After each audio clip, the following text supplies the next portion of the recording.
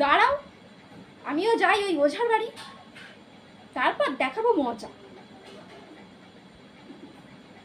কি রে, রুটি নিয়ে চলে আয়।